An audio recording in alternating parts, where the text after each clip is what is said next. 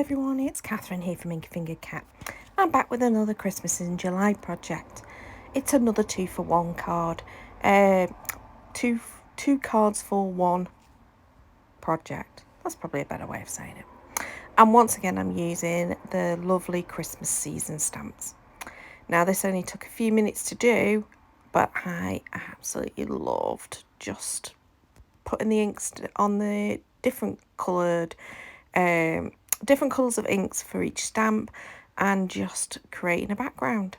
You'll see I also stamp a couple of the leaves, or a few of the leaves, also onto those other pieces of paper, because I'm also going to do some die cutting with them. But I chose lots of different inks, both my Stampin' Up inks and my Distress inks, just so I'd got a different colour for each of the different types of leaf. I am just plonking them down, really. There's no real thought as to where they're going. I mean, there's a little bit of a cluster and a thought about what direction I might want them, but other than that, I am just stamping, having a whale of a time, adding the images to this piece of paper. The piece of paper is half of an A4, so the intention is I'll cut it in half when I have finished, and it's going to create two backgrounds. My two cards end up looking different, but it is a 2-for-1 project.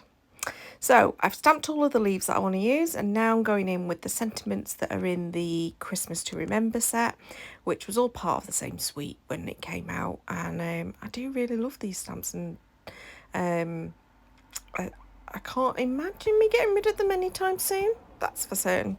So even though they're long retired, I really like them. So again, I'm using still all the same coloured green inks to do the stamping of the sentiments. Hilariously, I've never used this sentiment that's I'm struggling to get the back off because it's so sticky, because it's just never been used. It says magic is in the air, so that's probably why, because it's not something I would probably put on something.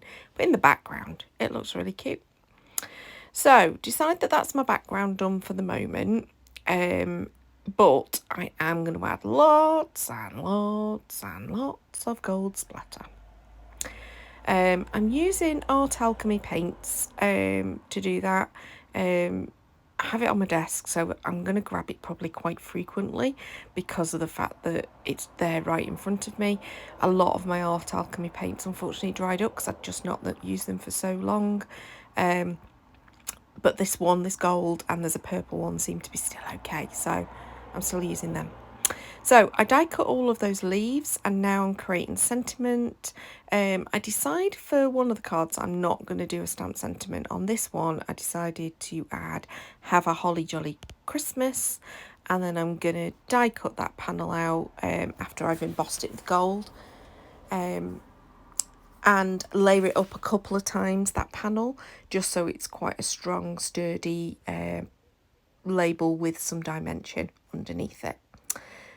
So at this point I'm going, yep, that's what I'm going to do with that one. And this one, I am having a little dig through the ready-made stuff, the things that I keep. So I've got like random die cuts and stamped sentiments where I've stamped multiple and I've just not used them. So yeah, I went through that little thing and found that Merry. So now I'm just deciding what to do with those die cuts, and I'm pretty confident I'm just going to add them as a cluster. They won't really stand out at this point because of the fact that they are the same as the background. So I decide to die cut another panel for underneath the Holly Jolly, and I die cut a label from originally some white to go underneath the Merry. I think it'll just add that bit of dimension, but actually I end up inking that white panel. I do think, yeah, I die cut another one of those just to again add some sturdiness to it. So here I am using green ink that happens to be on my brush. I'm not really thinking about it too much. I'm just adding the ink that's already there. And now it's time for me to decide on how I'm going to layer these up. So I decide that on this one, I am going to attach the leaves to the back of that little white panel, because then they will be above that green label. It'll just help to define them a little bit more. Not a huge amount, but a little bit more. Now this one I decided to do this to attach the leaves to the little label. I do go too wide at one point, so I have to sort of take that other leaf off, but it just tears slightly, so I end up with a slightly differently shaped leaf. And this time I decide that I'm going to ink up the middle part of that card background, which will just give it that little bit more depth. Now, off screen, I decided on my card blanks, and I went with, for one of them, Blackberry Bliss, and the other one for Shaded Spruce. The Shaded Spruce because I needed it to kind of link with that merry sentiment, which had clearly been cut from Shaded Spruce.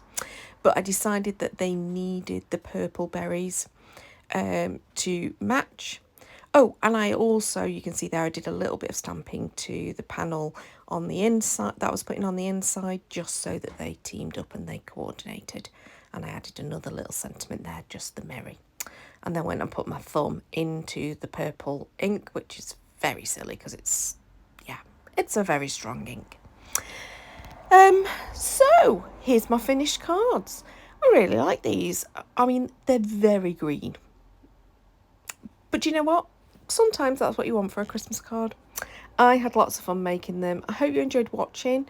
Please do give me a thumbs up if you did. And leave me a comment below. Are you doing Christmas in July, or does it still seem too early to be doing Christmas cards?